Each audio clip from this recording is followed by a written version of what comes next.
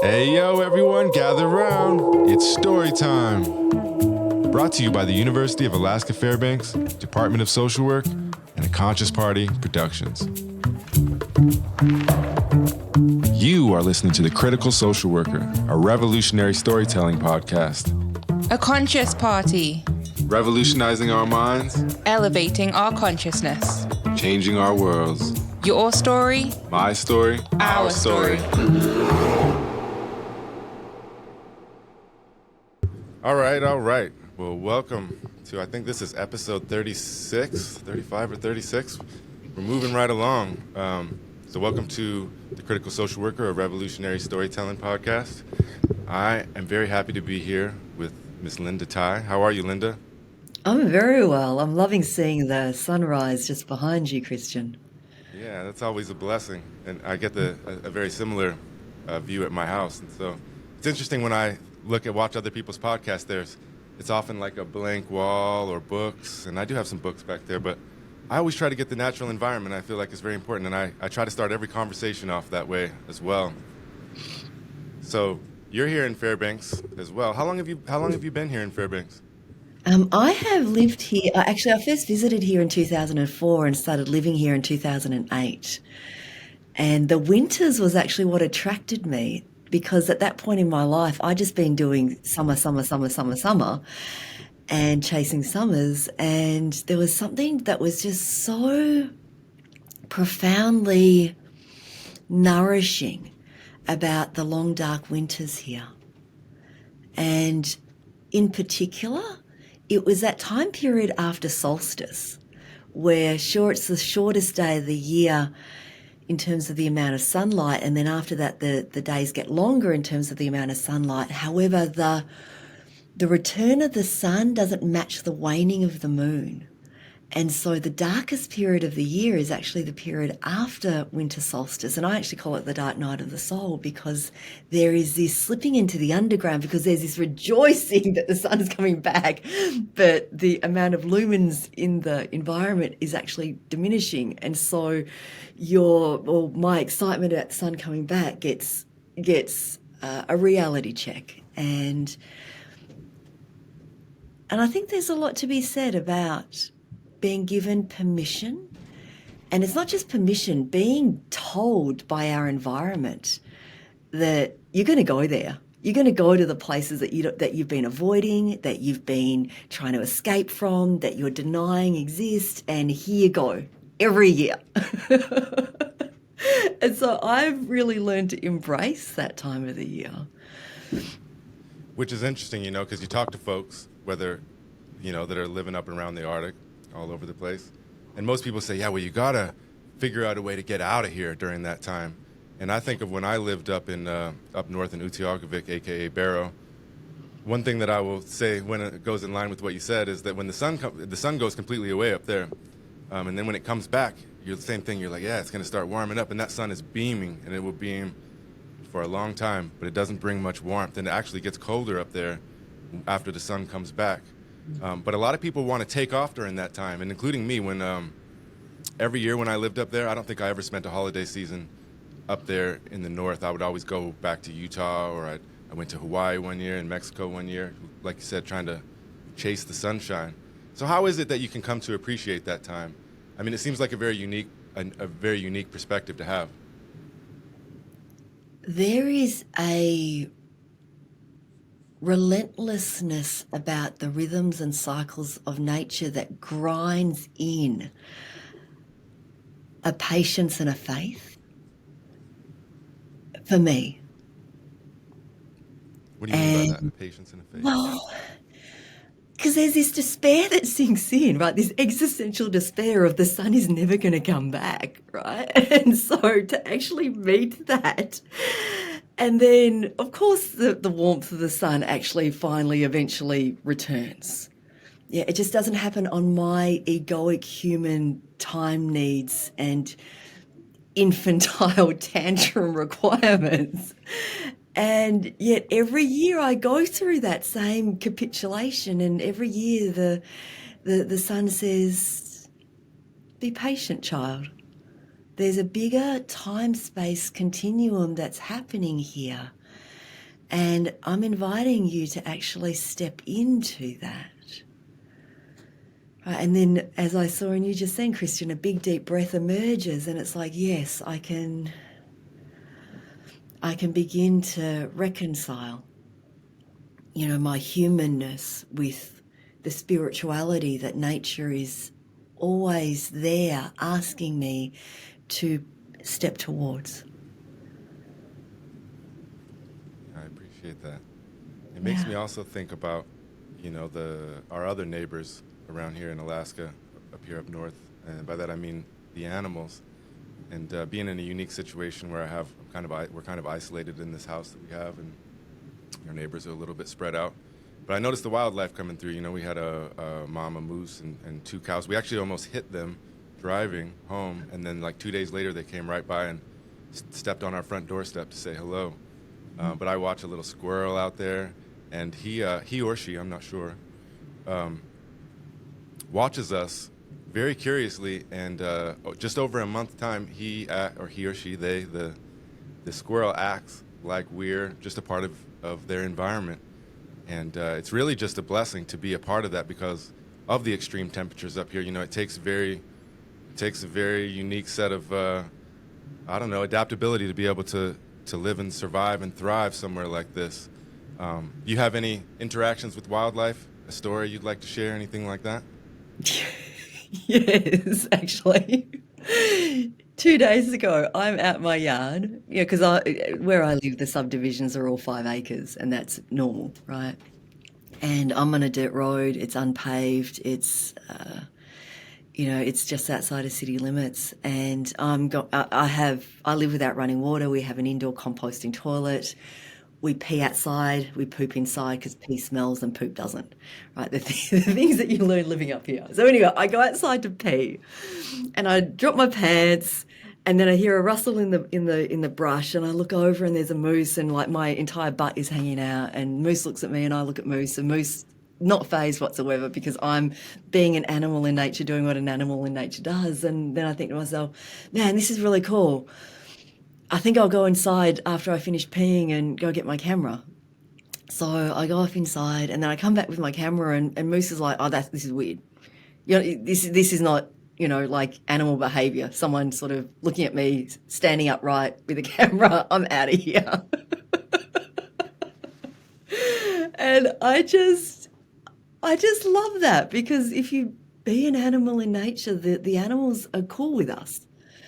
But once we start losing our connection to our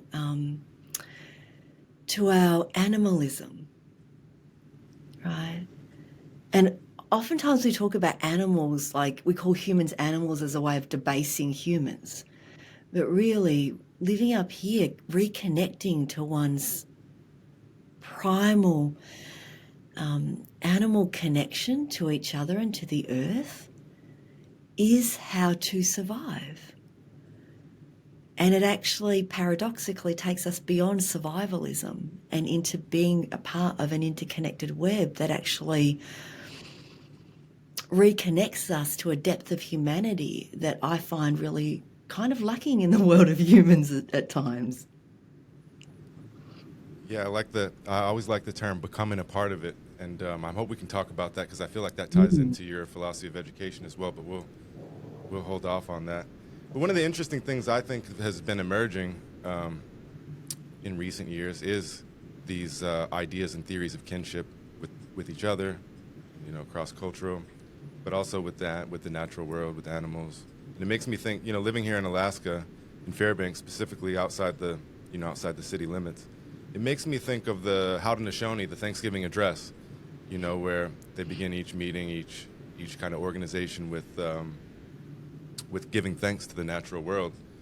And although I haven't incorporated that directly into my life, I feel like living out here, that's what I wake up to. I wake up and I have to look around and I have to be grateful. The sun's not out when I wake up these days. And so I've got to be thankful for that as we're, still in the descent into darkness.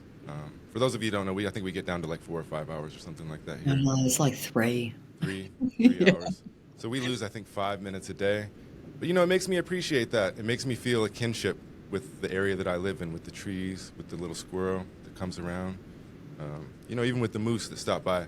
Because that story with the moose, I'm not over-exaggerating it. I followed the foot tracks, and they literally came up right up to our doorstep and passed through.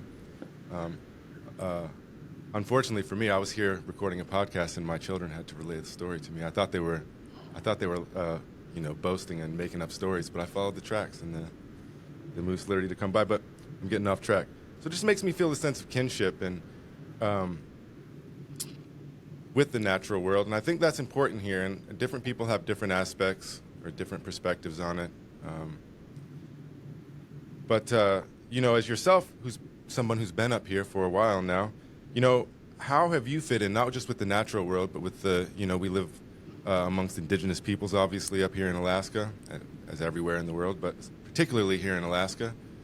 How have you, I think it's, for everyone it's different, but we all kind of have to find out where we fit in, and we also have to find out how we can pay respects and be respectful to the people that were here before and the people that are still here. How have you managed to do all that and find your place and your comfort here in Fairbanks or in Alaska?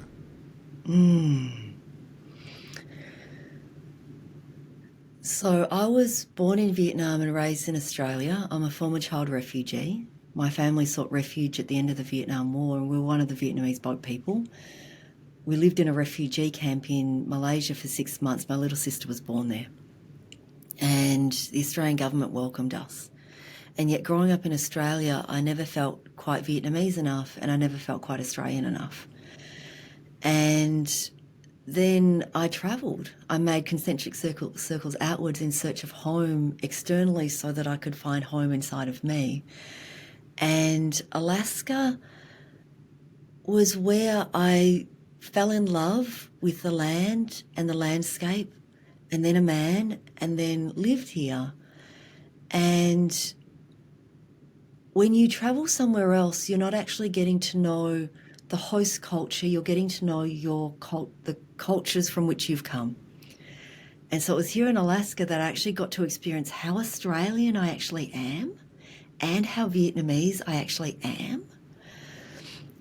And in my being invited into Alaska Native communities, I was provided with the felt sense experience embodied of collectiveness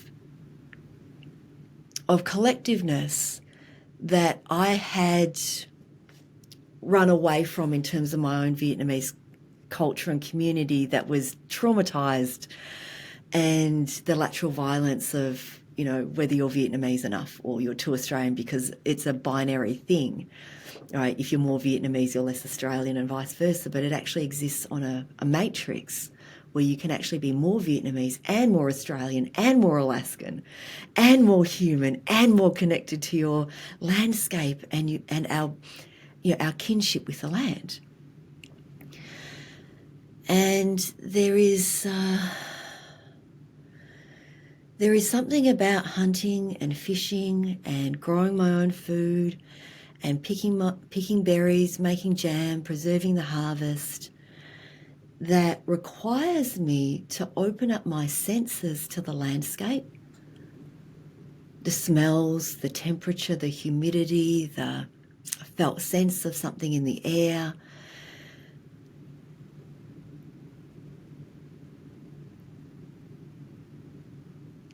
Hang on, I'm going somewhere with this.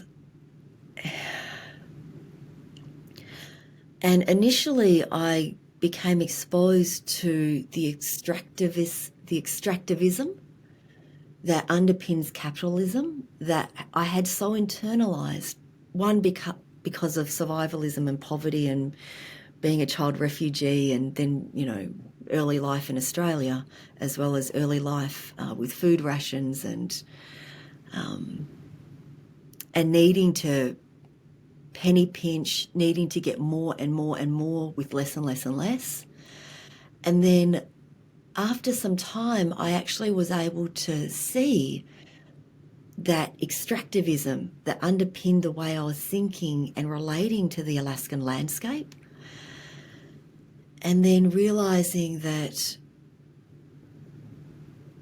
that is part of what underpins colonialism and late stage capitalism that we're seeing now. And that the work of healing the earth comes with recognizing those aspects in myself and operating and living in mutuality with the land as well as with other humans. And so it was a real progression for me in terms of what Alaska has given to me. Well, it sounds like going back to becoming a part of it. When you talk about capitalism, capitalism wants us to get a piece of land, put a fence around it, see how we can utilize it to benefit ourselves. If a moose is coming through, they're often viewed as pests, just one example. Even a squirrel, I guess, could be considered as a pest. Whereas you sound like, you're coming here and you're trying to become a part of it. You're trying to become a part of the land. You're trying to become a part of the people here. And so I really admire that perspective, and I just want to say thank you for sharing that. I think many of us have to, or we've been moved around. There's a lot of different ways to look at it. But we interpret that differently. And, when I remember when I first moved, I moved to Barrow, Alaska when I was a kid with my dad for about a year. And then I moved back as an adult after he'd left. And when I moved back as a young adult, I didn't have any intention really other than, I was trying to figure out my life and trying to get out of where I was at. But I didn't come here looking to, respect or learn from Indigenous people. I didn't go there looking to become a part of it. I really had no idea about all that. And for me, it happened really organically by, my process of change, which is still occurring, obviously, at this point. But, I had the fortune to participate in talking circles with Alaskan Natives via the Rural Human Services Program and other things that I was a part of. And let me tell you, I hated being a part of that. I shouldn't say hate, but I very much disliked it. I didn't like the talking circles. I had other things to do.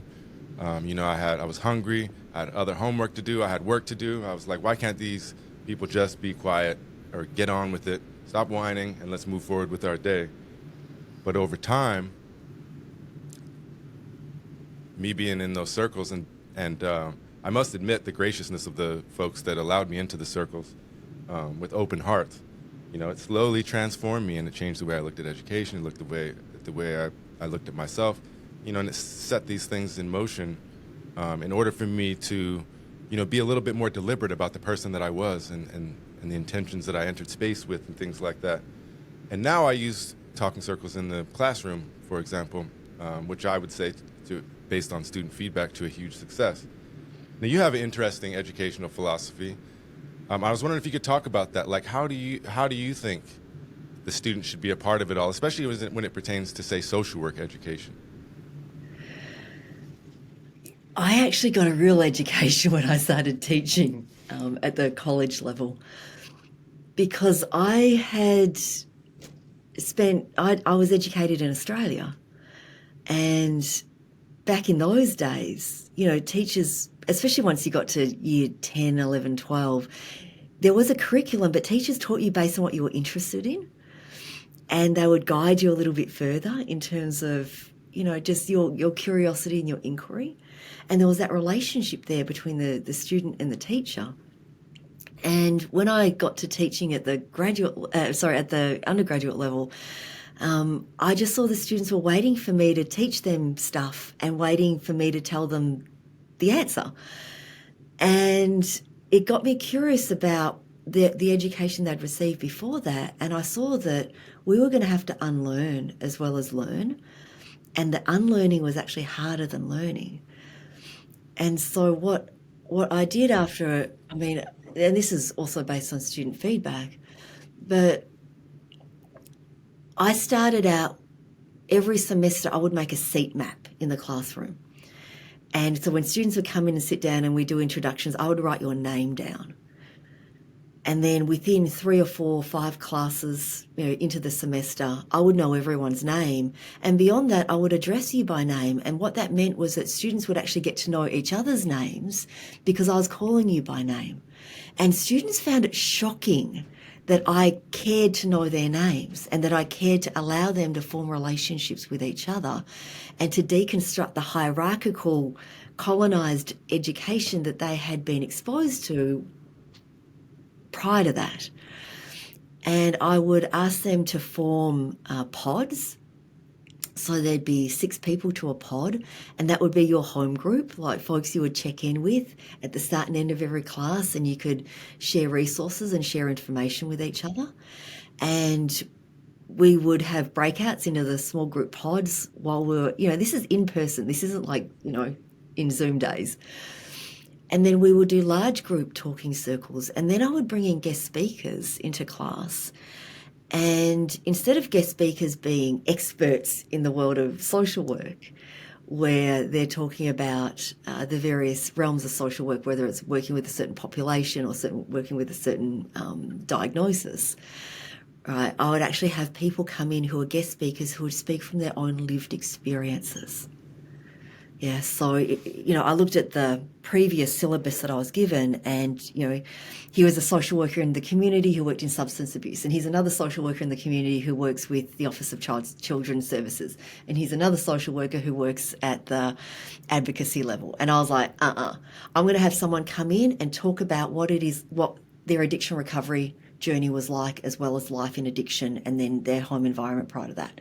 Let's have someone come in and talk about what it's like to live with a disability. Let's have someone else come in and talk about being a veteran. And that way, students would actually learn pretty fast whether this field was for them. So instead of it being goal-oriented, it actually then being process-oriented and relationship-oriented. And for me, that was the piece I wanted to bring in, was, this relationality piece, and inviting in debriefing about what it was that came up for you when that speaker came in. And there were some heated moments, right? Because I would let people know ahead of time, particularly because we live in a small community. I remember there was one guest speaker I invited to come in who was at one point one of the biggest drug dealers in interior Alaska, well, actually in Alaska, period, but quite known in interior Alaska, and had served time in federal prison. And one of the students in the class said, I don't know if I can do this because that was my mother's drug dealer. And this person grew up in a home actually seeing exchanges happening. And so we actually talked about that. I gave the student choice, said we could record it. She could listen to it afterwards if she wanted to or not. But it was just one of those moments of being a social worker in that environment, and offering people choice, and yet also offering people safety and agency and a space where I am the person in charge, and I have vetted the people who come in and talk, and I'm also aware that there is a richness and a complexity about what happens, in an emotion, in a situation where emotions can come up. And that's the other thing that I wanted in terms of the social work education, is not just teaching your head, but actually impacting and stirring up and giving you a space within which to talk about your feelings in a trauma-informed way that offers that offers a space where safety is scaffolded into the environment over a period of time, over the entire semester. I also changed the exams because I thought they were bullshit. Not the exams, the examination system. Yeah, and so one semester, actually what I did was, with the midterm exams, I actually had students form groups within the groups that they're already a part of, and to create a case management resource list. And then we'd come back the next week, and then this is what I did. I remember now. So the first half, it's a 3-hour exam. So the first half of the exam is create a case management resource list. The second half of the exam was actually debriefing your process around that. And I offered feedback. Oh, I noticed that your group did this, that you all worked on your own, and, but I let you have that space. And then I'd offer feedback like, how come you all didn't talk to each other? Right, how come each of the groups didn't talk to each other? I put you in groups. And they were like, oh, because it's a competition, isn't it? And it's like, is it? And I'm curious, like, you know, you could have talked to each other, you could have picked up the phone and you could have looked, you know, things up on the computer, on the internet. You could have gone down the hallway and photocopied things and shared them with each other. And their brains were just like exploding because for them, they have been indoctrinated with the way exams are, and that you're supposed to do the work on your own. And then if you're in a group, you have to do the work in a group, and then you get assessed based on that. And I said to them, in social work, when it comes to case management, it's not called cheating, it's called using your resources. And you all are each other's resources. And I'm also one of your resources. And those devices you have in your hand are also your resources. But you all are each other's resources, and their brains were just like exploding. And then when we came to do the final exam, they all were rocking it with each other. And at the end of it, everyone had like exceptional case management resource lists that they could then use to move through the world. And part of their case management resource list was also the names and phone numbers and contact details for everyone that they were in class with. And I felt so good about that because we need to disrupt the paradigm of education that gets in the way of our ability to forge ahead in human services. Yeah, and you know, when you're describing the students waiting there for you to come deliver, their lecture or whatever, it makes me think of like Paulo Freire and the banking model of education. I think we've been so conditioned that students are arriving to the university, especially the younger that you get them, from my own experience. It seems like the younger the students that I get, the more conditioned they are to think that that's the only thing that they can participate, that the only way to do it is the banking model of education, where they paid for a class, they're going to come here, I'm going to deliver them a bunch of information, they're going to go whatever, study it, and then we're going to give them a quiz or an exam about it. And that's how we'll, evaluate whether they're ready to be a social worker or not. But like you, I don't look at it that way. And I think one of the things that I really like the way you put it, is that everybody was able to contribute to each other. And oftentimes it's like that, we look at it, this transaction-based thing where I have all the information and I'm going to give it to all of you. But the reality that I found out is that everybody comes into the classroom with a wealth of information, with knowledge, with wisdom, with experience, and that some of the best ways you can learn is from each other. And one of the hardest things that I've had to deal with since the pandemic is how everything's moved online via Zoom and whatnot. And you can still do quite a bit, but it kind of takes away, that it kind of makes you have to be a little bit more deliberate about the relationality of it, with getting the students to connect with each other. It's difficult. You can put people in a breakout group, just like you were saying, in person, but it's just different. You're there, they go to this space out there, and again, they're not conditioned to participate in something like that, and so it makes it a little bit more difficult, when you're all out there in this virtual realm. Mm-hmm. Yeah, I teach adult education classes, like continuing education credit classes for mental health professionals. And one of the things I say to folks in my class is I tell them to please do not be a student in my class, right? That I offer a low-cost education because it's meaningful for me, because we actually have to do something about the systems of education that mean that education is elitist and it's gate-kept and inaccessible and unavailable for so many people out there, including those of us who are seeking to learn more about the somatics of trauma. Yeah. Well, let's talk about that, the somatics of trauma. Lead us into it. Well, where do you want to start? Where do I want to start with that? Yeah, wherever you want to start. You're our guide here. Oh, okay. Let's look at the somatics of trauma. Okay. Well, let's talk. Let's start at the. Yeah, no, it's cool. I just needed to pivot. My brain had to move from relational to No to worries. somewhere else. Okay, look, if we actually look at psychotherapy as a profession, right? We take 10 steps back. What we see is that so much about the psychotherapy education and institutions and profession is derived from colonizer settler paradigms. And we can see that when we look at the pathology-based model, and traditional psychology says, what's wrong with you? Trauma-informed psychology asks, what happened to you? Culturally informed psychology says, what happened to your people? And liberation psychology says, hey, what continues to happen to you and to your people? And so we actually have to take into account that in regards to trauma, for many of us, we get hitched on the PTSD, right, post-traumatic stress disorder.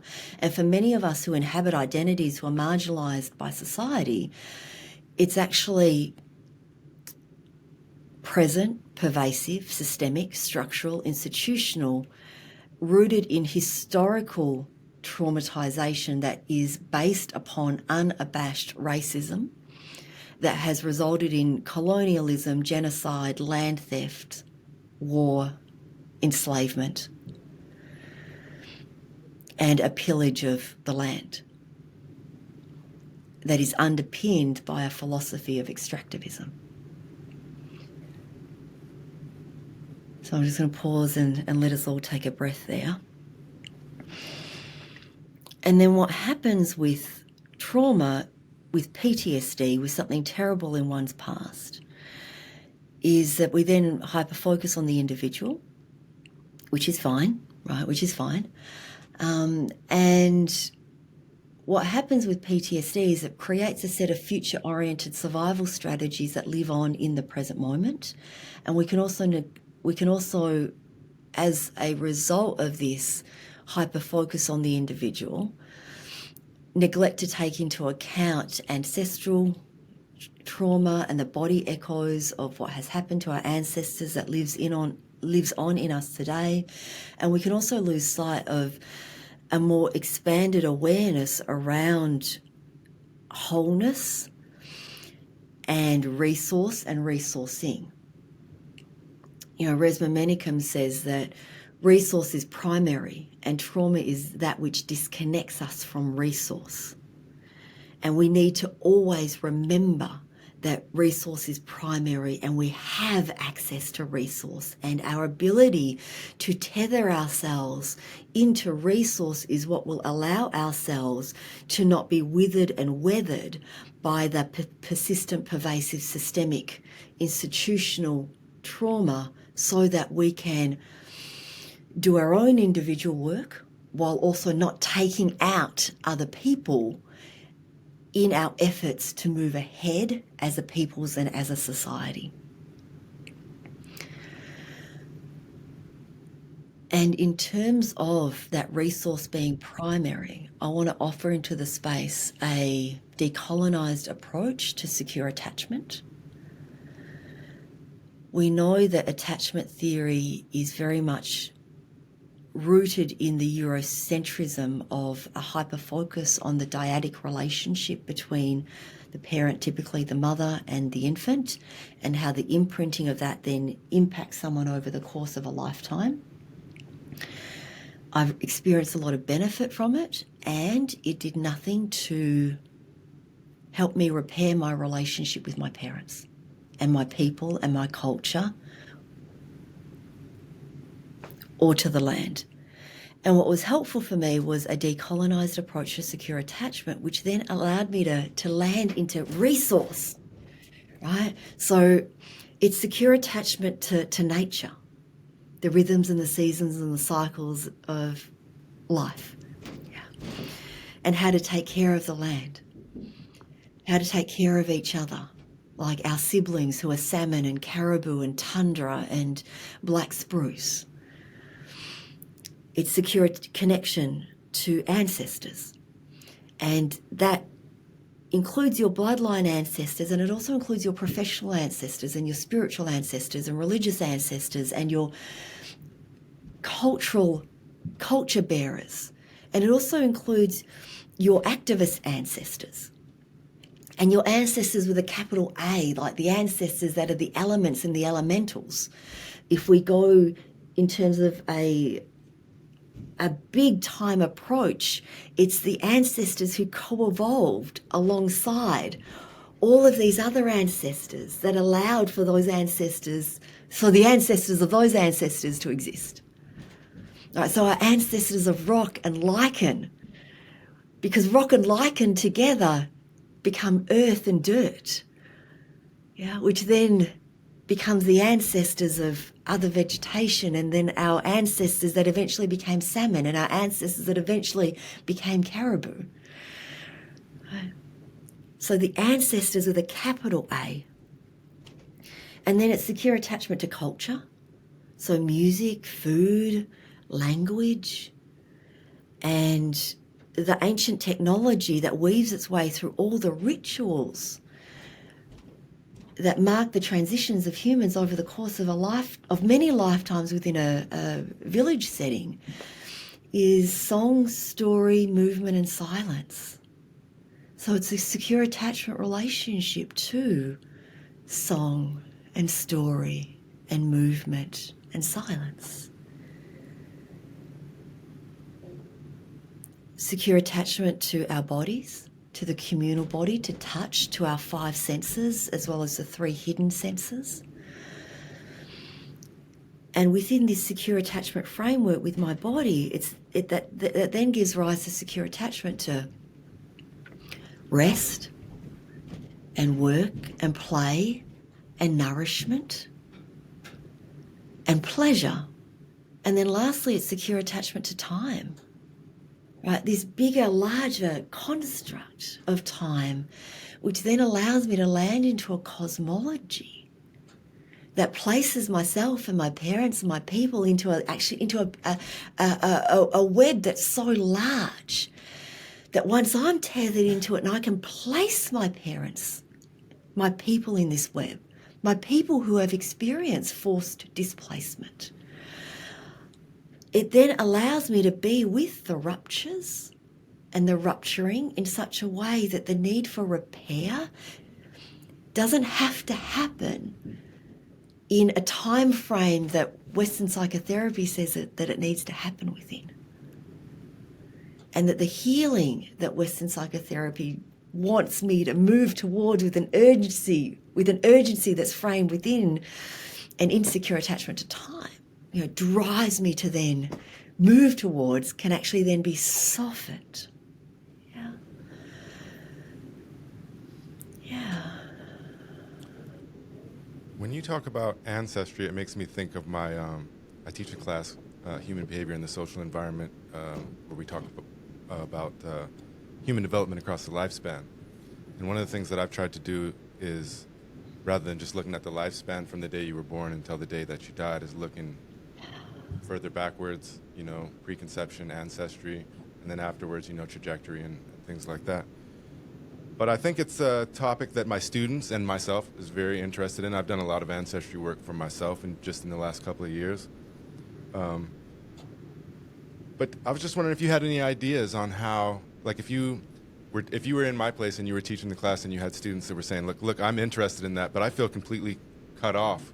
And for me, I'm fortunate. I was born in Utah, and so most of my family went to Utah via the LDS Mormons, and so they're great at genealogical records. So I can go online right now and go back further than even my imagination can take me at this point. It's overwhelming to some degree. But for many people, they feel cut off from it, and I think that part of that has to do with you emphasize storytelling a lot, but at one point in the not too far distant past, the stories that we were told would have come from our parents, our grandparents, our uncles. They would have been passed down and passed down.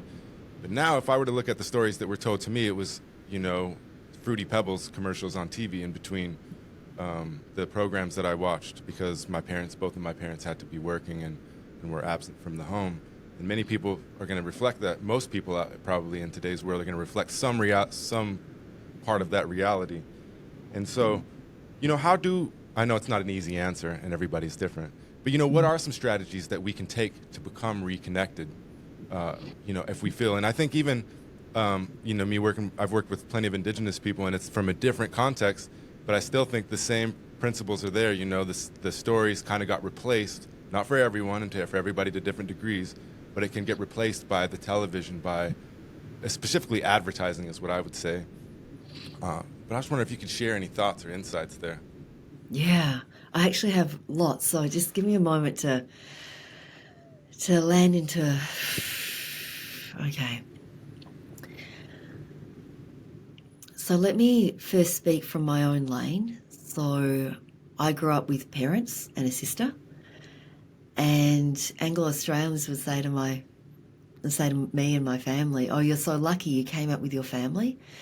And I'm 46, so somewhere about maybe 8 years ago, I actually realised why that just never landed for me.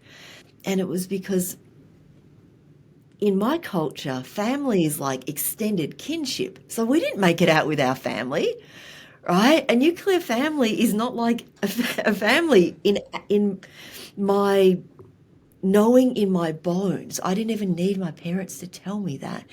But because they didn't tell me that, I was left with a bereftness. And it's strange to go back to the village and meet people who I don't know, and they're my relatives, and I don't have any relationship with them or any connection to who they are or how they live or the language they speak.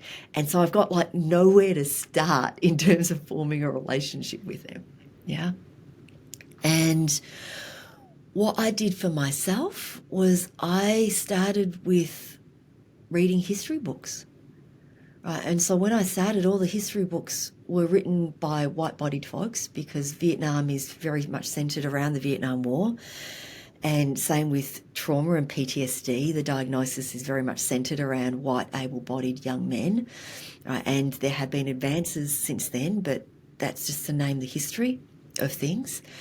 And these days, I can now access historical narratives written by us and about us and for us.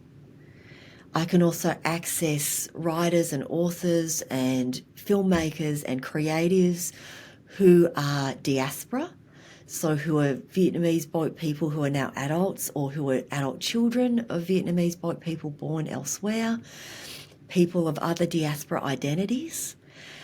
And their stories are same but different, and yet there are threads of their narratives that open up things for me.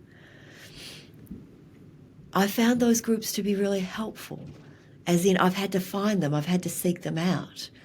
I've also found a lot of solace in Alcoholics Anonymous and Narcotics Anonymous and Codependence Anonymous and Sex and Love Addicts Anonymous and Adult Children of Alcoholics and other people raised in family of origin dysfunction, because these are all storytelling groups where it's same but different, right? But same.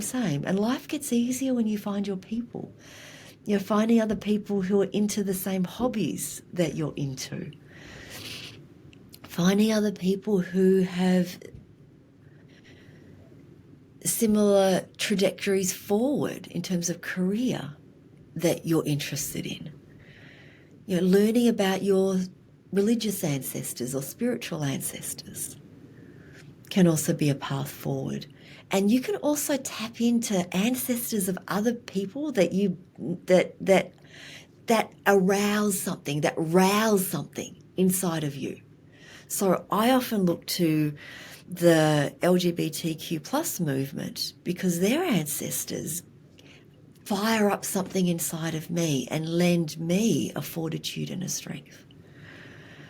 And so we can share in the strengths of each other's ancestors rather than feeling like we have to find a connection to our own.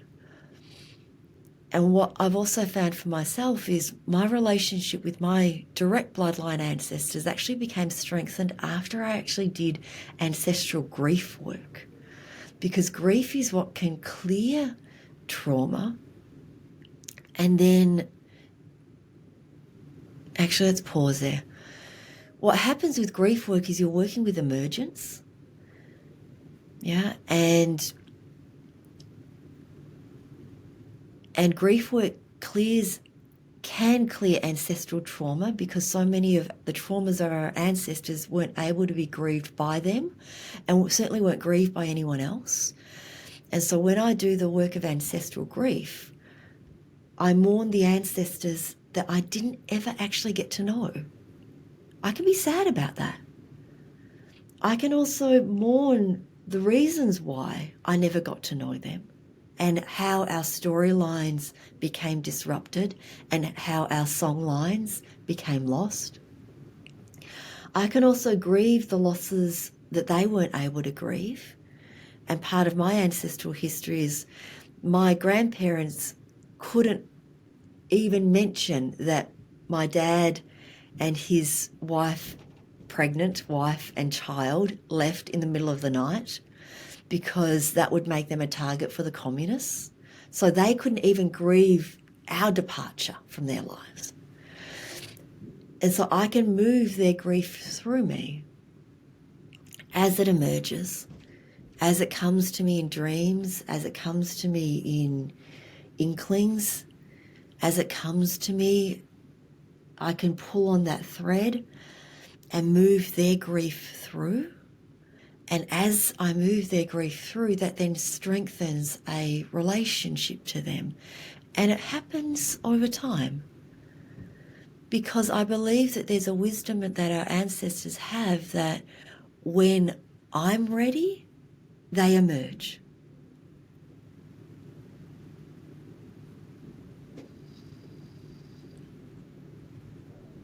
Thank you for sharing that.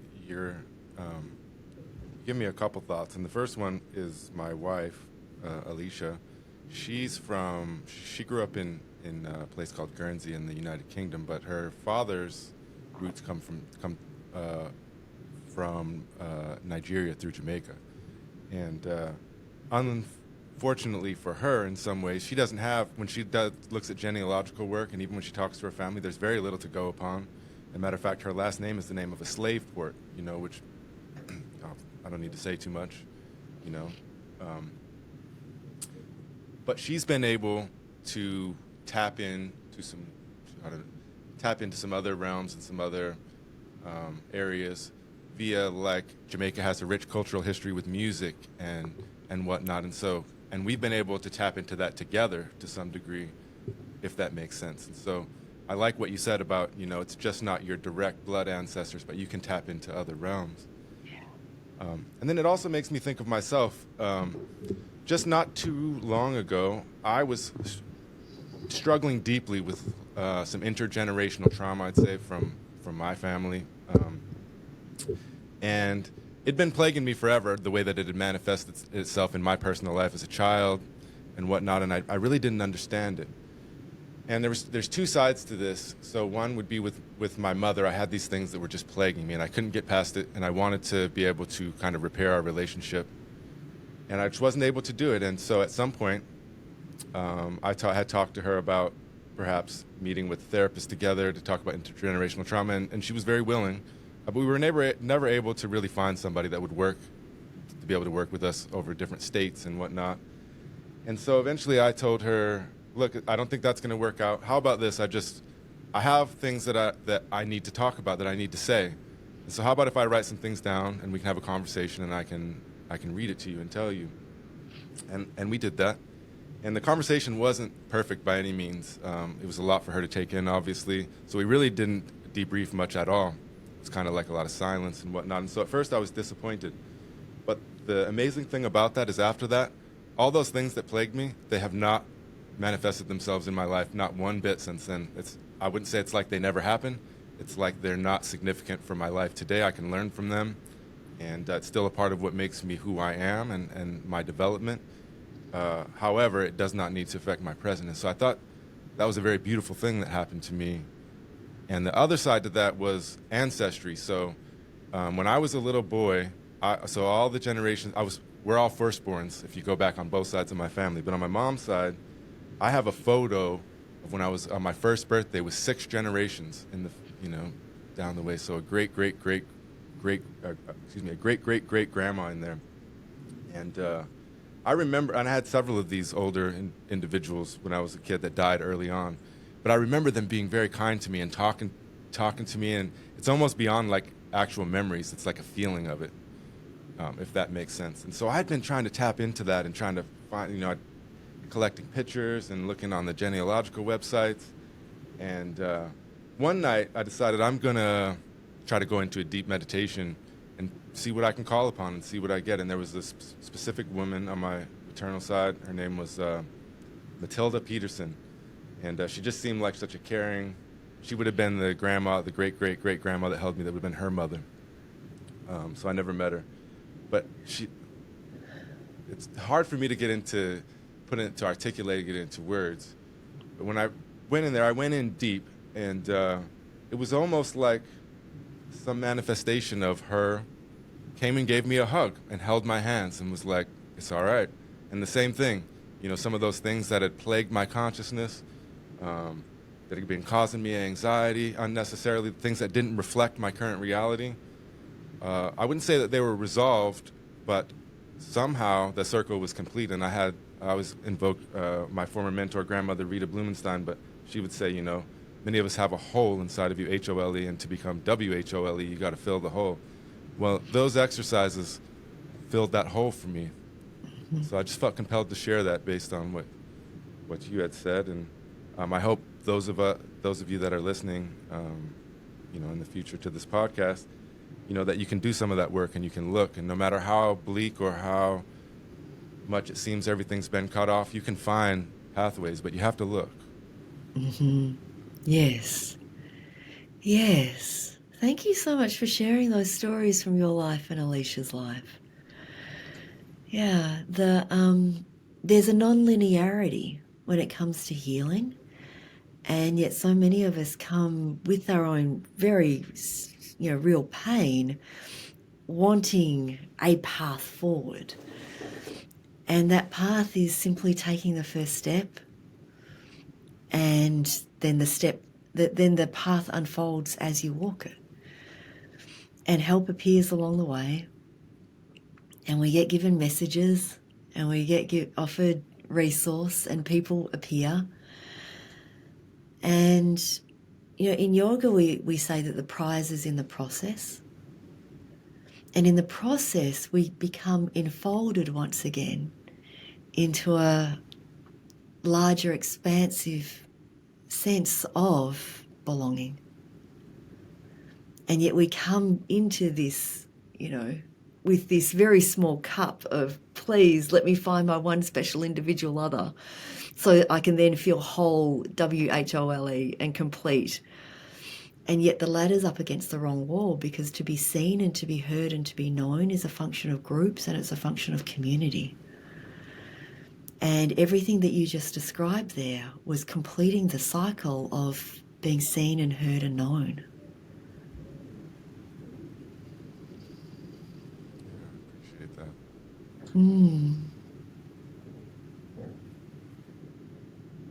Well, I was also thinking that we could back up just a little bit on trauma. Sure.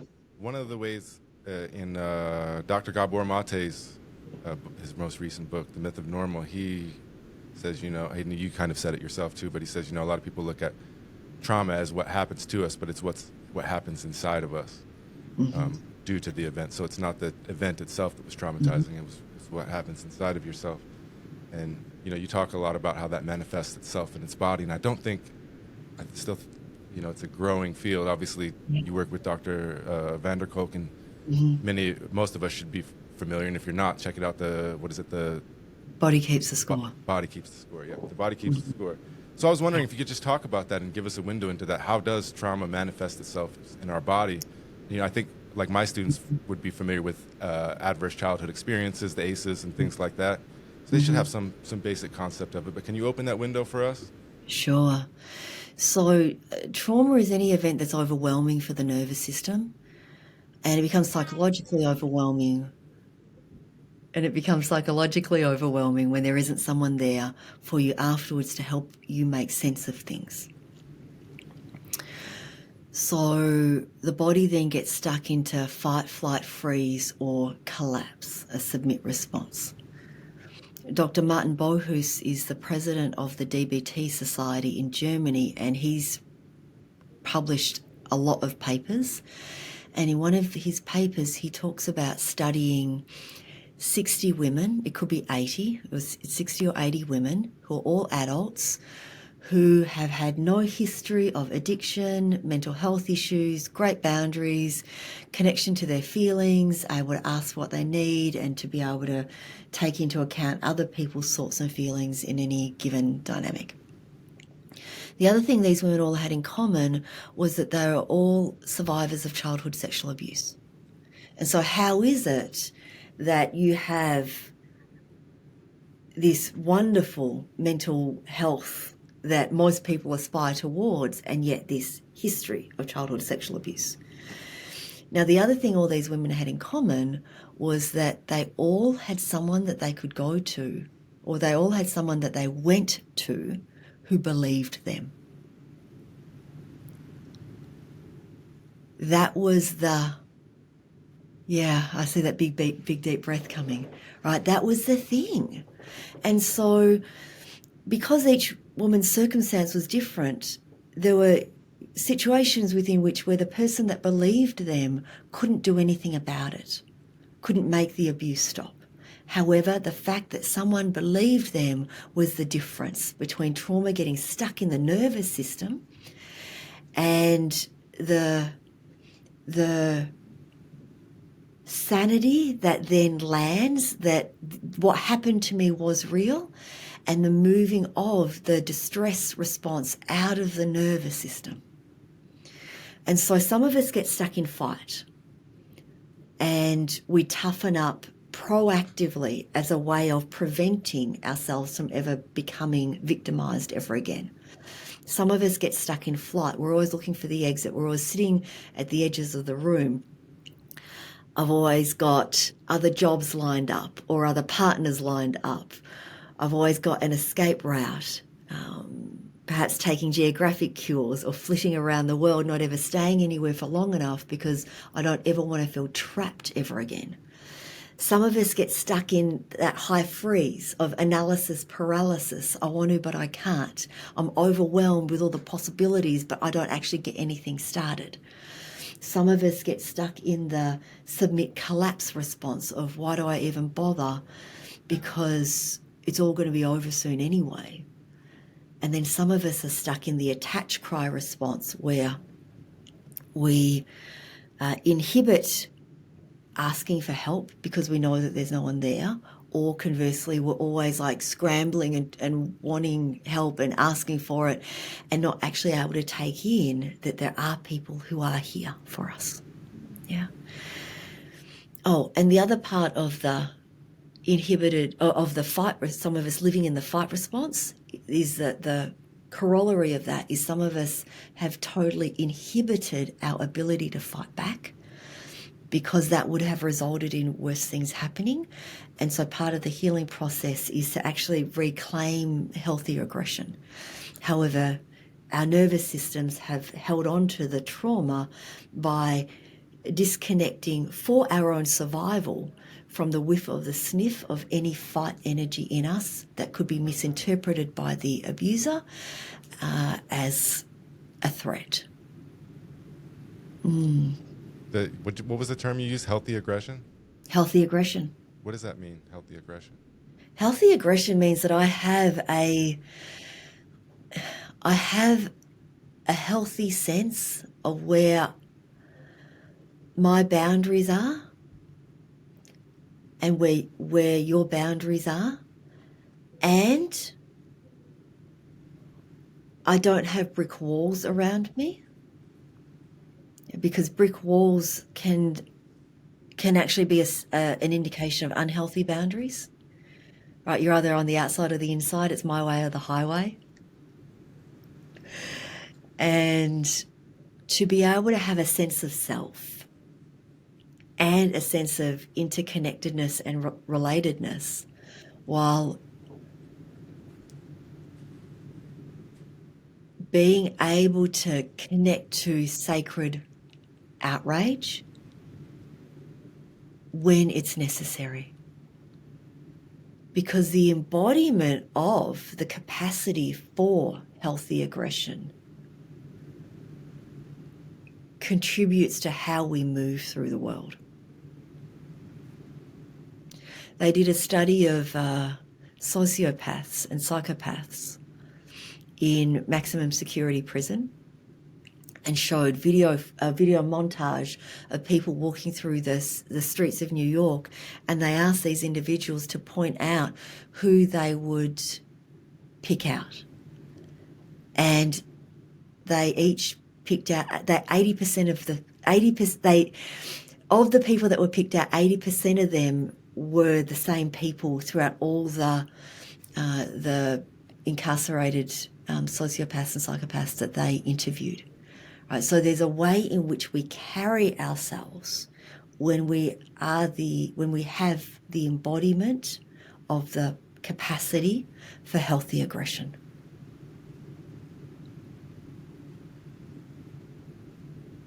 And you make me think of myself to some degree, and I'm sure a lot of other individuals out there, but when you don't have healthy aggression, and you have these things from the past that are, floating around in your consciousness, in your mind, in your body, oftentimes for me, that translated into destructive anger, sometimes a rage, somebody say the wrong thing to me. And even as I've calmed down as a later adult, when things that I didn't take care of, there are certain triggers that happen to me where I'd be like, this is,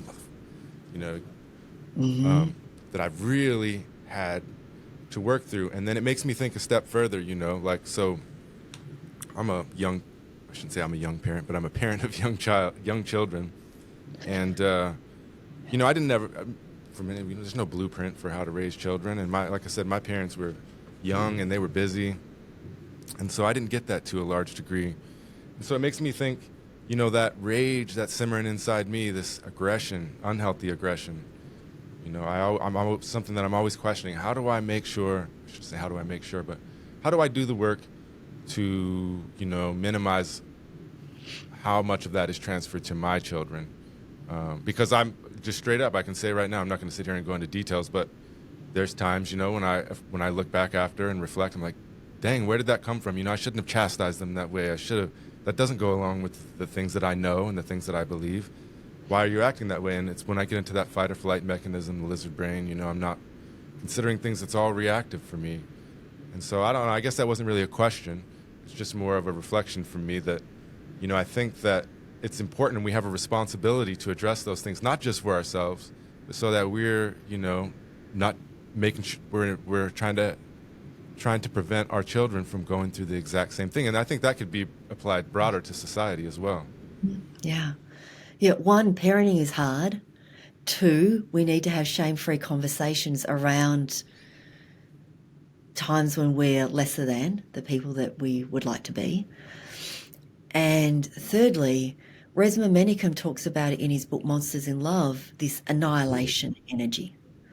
Right? Because for some of us, it's not fight, flight, freeze. It's flight, fight, annihilate. Yeah. And that annihilation energy can actually be ancestral. It could also be in our own lifetime. It can also be the drip, drip, drip incessantness of the relentlessness of the systems of oppression that we live under. Some of us with more resource and privilege and advantage than others. And eventually, what happens is we hurt the people closest to us, right? We lateralize that violence. And we need to talk about annihilation energy, because I know that you're not alone, because I know I've experienced it too, that overwhelming impulse in the moment to shred someone, like to shred someone. Yeah. And speaking for myself personally, what I have found to be incredibly helpful is communal grief experiences where there is a sacred rage pit, where there is a foam bat and foam mattresses, where I can whack the ever-living crap and scream and say as many profanities as I need to, directed at certain individuals or the system or whatever, and to have a place for the expression of this so that I can have some bandwidth to be able to distinguish between sacred outrage that comes from a place of love and annihilation energy. Because when you have experienced annihilation energy because someone else wants to annihilate you, that plants a seed inside of us. Yeah. And depending on the conditions and circumstances of our own lives, that seed may perhaps flourish. And then we have to find a way to deal with that annihilation energy. And I drank it away and smoked cannabis. Actually, when I look at my time in addiction recovery, people who use downers, right, for many of them, I won't say all, but there's that annihilation energy that they're seeking to try and dampen. And yet it comes out. It comes out. Yeah, and if it doesn't come out, then what happens is it then turns inwards. And then we engage in behaviours to destroy ourselves.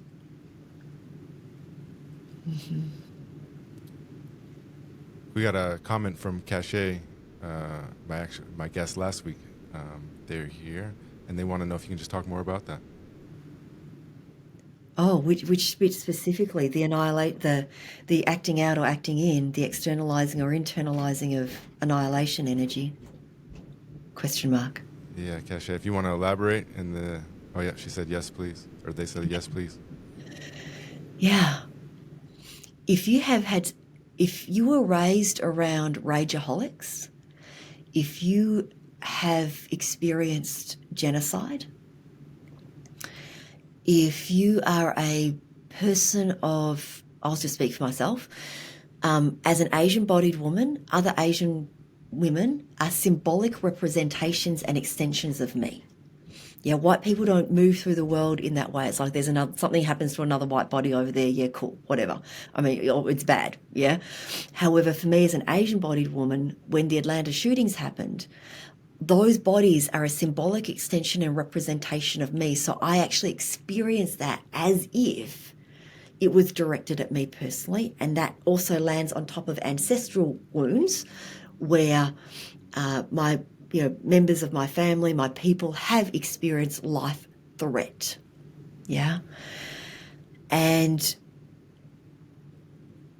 you also may have been exposed to a rageaholic parent where you actually got stared down with their annihilation energy, been around that annihilation energy in extreme domestic violence situations. And right, energy needs somewhere to go. Like it needs somewhere to go. And so it gets planted, that seed gets planted inside of us depending on our circumstances as we grow up. That seed might grow and flourish. It might not. But that seed is there. And then we have children. And children are amazing because they hand us our asses in terms of our unresolved stuff. Right? And so it can be an incredibly, infuriatingly, potentially spiritual experience to become aware of, one's own stuff, which may include that annihilation energy. And so being able to take care of ourselves by being aware of that, being truthful to your therapist, right? Being truthful to your friends around looking for help around this so that we can actually help to resolve this. Yeah. And it can also, beyond the grief rituals where there's the sacred rage pit, this can also be resolved through trauma reprocessing modalities like EMDR and brain spotting, and that includes somatic therapies where you move through the terror, right? You move through the terror of being subject and subjugated to annihilation energy, while someone is there holding compassionate witness who has the skills to move that terror through your system, through your body. And it's not easy work, and it's so worth it.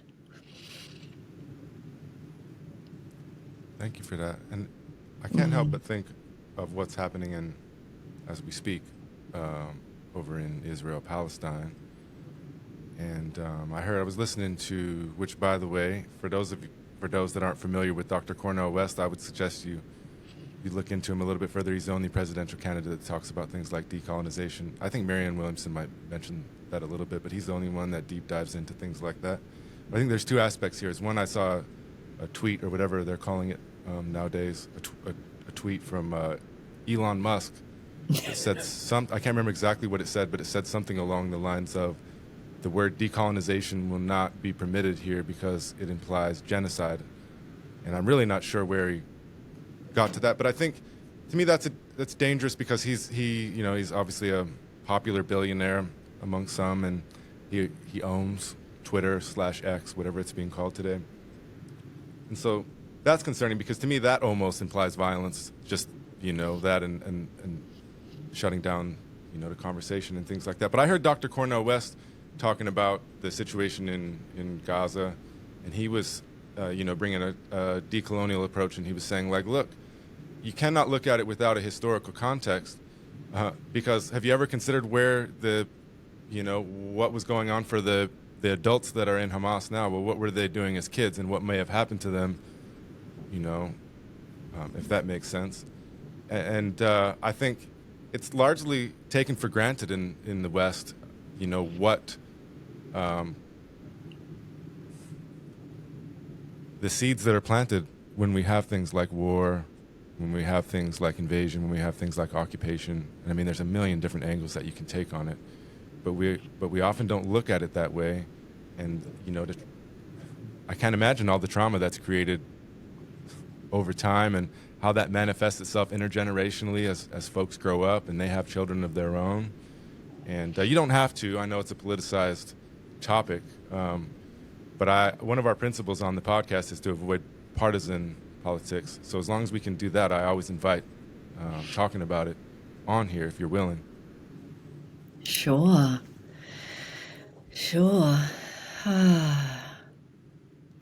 The only way the world makes sense is that everyone's truth is the truth. And we have to be willing to step into other people's truths. And we have to be willing to deconstruct our own truth in the process of that, in a way that's additive.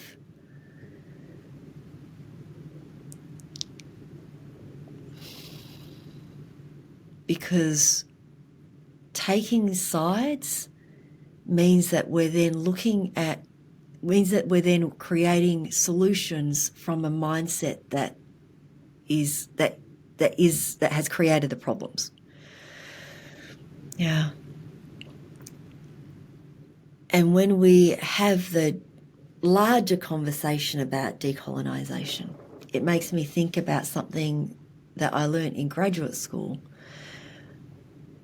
And one of our professors challenged us each week and said, because I can't remember what was going on at the time, but we were all like, up in arms about something.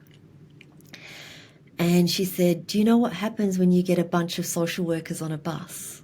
When you get a bunch of activists on a bus? You leave everyone else behind.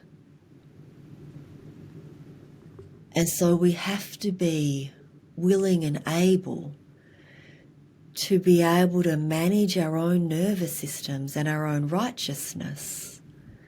Because when I get into righteousness, then I am becoming the oppressor for someone else. And I can't see it. And so to be able to break things down into really small pieces in such a way that someone else can see parts of other people's points of view requires me to be able to, one, manage my nervous system, but two, have actually taken the time to get to know someone else's truth. And that may be asking for a lot.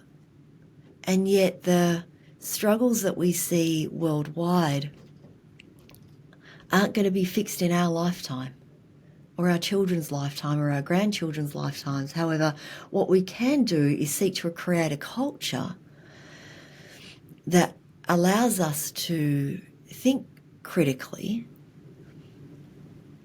while also being able to connect to our hearts. You know, another analogy that a social work professor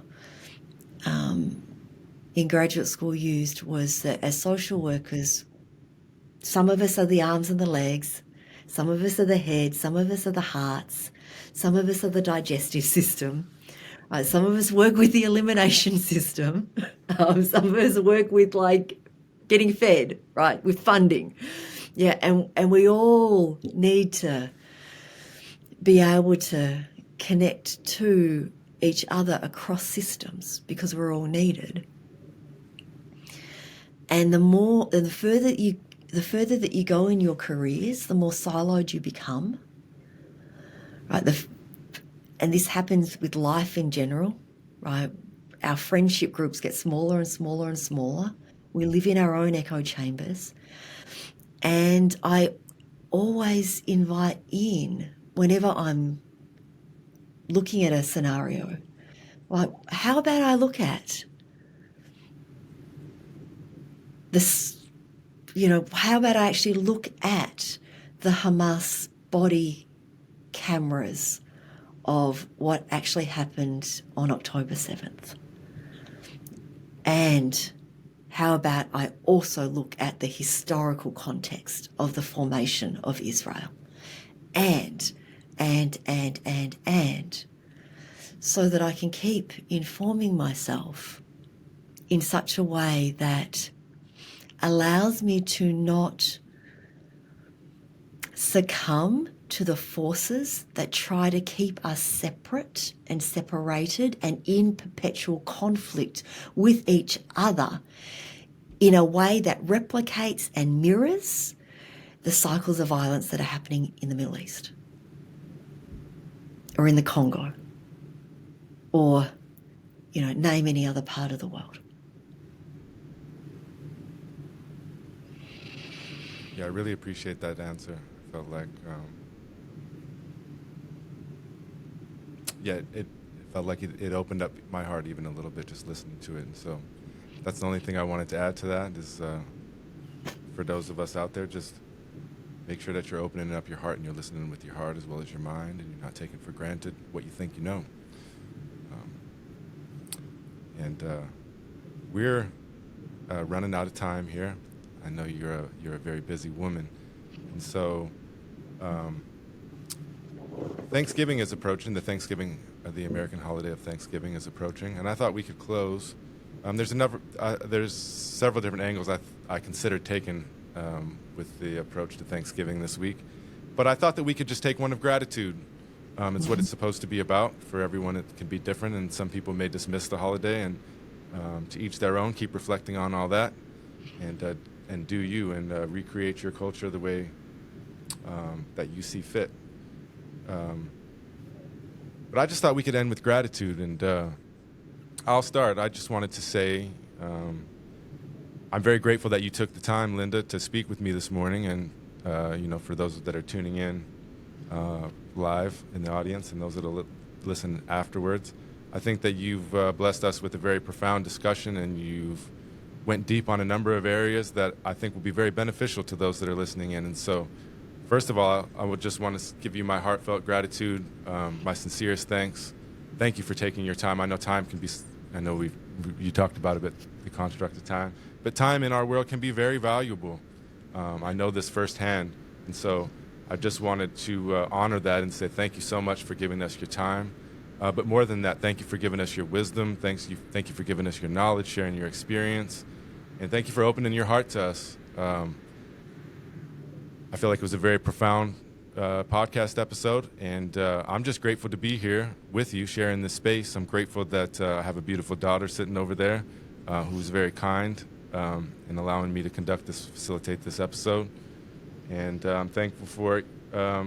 Despite a lot of people would look at it as a deficit being here in the Arctic, it's been an incredible experience for me so far. I don't know if we still call it fall or winter here. But we're at about 0 degrees now. But it's been a beautiful experience for me to be out here in nature, something that I can't even put into words. And I'm grateful that I have the next few days off to spend with my family, which, like we said, time is very valuable. And so the extra time away from work is always extremely valuable to me, so I could spend it in the most important place in my home, my family. And Linda, I just want to turn it over to you to see if you have any last words and to share any gratitude you might have.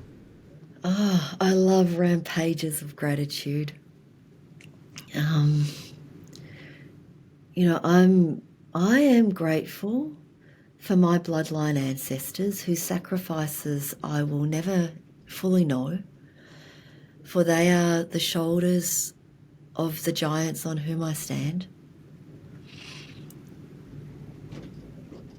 And I'm grateful to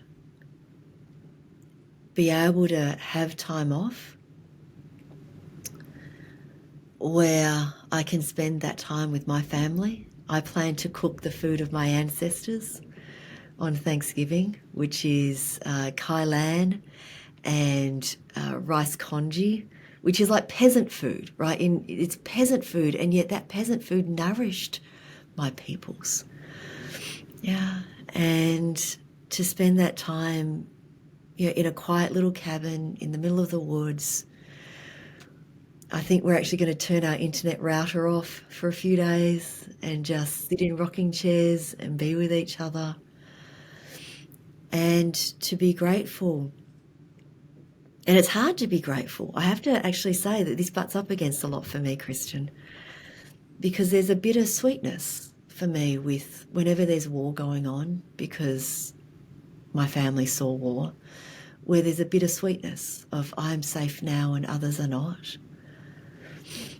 And yet to be grateful that I can say that these days, and that I can pause for long enough to sip and take in the beauty of the natural landscape.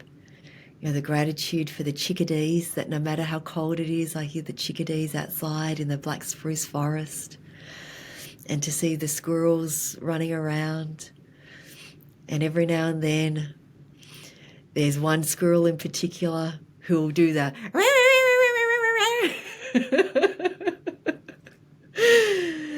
that lights my dog up, and she has to run outside and say hello. And it's gratitude for all of these little things that is so easy for me to take for granted, and to be grateful with less guilt than what I have had in the past, for me is progress. It's hard. Gratitude's a struggle train for me. Yeah, and I'm trying. I'm trying. Yeah. And for me, the food thing is actually the easiest to express gratitude for, because we lived in post-communist food rations. We lived in refugee camp food rations. We lived in childhood poverty. And so to be grateful for the folks who grew the food and the folks who transported the food to me, to be grateful for the life of the animals and also for the plants, to be grateful to my partner who does the bulk of the hunting and the fishing, to be grateful to have had the skills and the knowledge passed on to him and to us around how to field dress an animal, how to take care of an animal, how to offer blessings and gratitude and how to prepare as well as preserve the harvest, and that lineage of knowledge that got passed on to us, because we didn't learn that through watching YouTube videos. And even if we did, that's okay too, because there are people who have passed on that knowledge through YouTube videos too. Yeah. Yeah, well, I always think, you mentioned an onslaught of gratitude, and I think in these situations, we sometimes, I can only speak for myself, but I feel like I have to give gratitude everywhere, but you don't always have to give it everywhere at every moment. We can give it in concentrated bursts where it comes out. But again, I just wanted to express my sincerest gratitude for you this morning, sharing the space, taking the time, sharing your gratitude with us. And I'm sure I'll see you again at some point and have another conversation. But I'm thankful that we were able to share this one with our audience. Thank you to Cache for contributing, and thanks to everybody for listening in. And with that, I will let you go in gratitude, Linda. Have a great day. And I will say that I'm backed up on podcast episodes. I'm a one-man crew, so I'm about 5 behind on production, so I'll get this up as soon as I can. Take your time, Christian. Thank you so much for who you are and what you do, and the way in which you show up in this space and in your communities. May you continue to be well and well held. Thank you for those kind words. All right, Linda. Okay. Peace.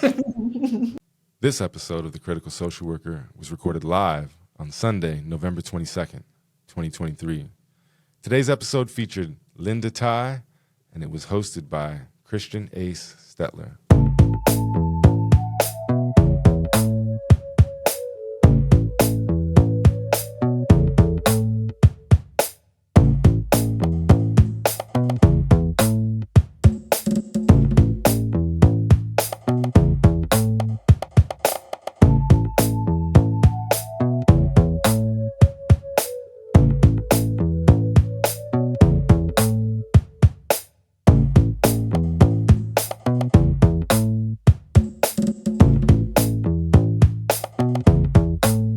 Brought to you by the University of Alaska Fairbanks Department of Social Work.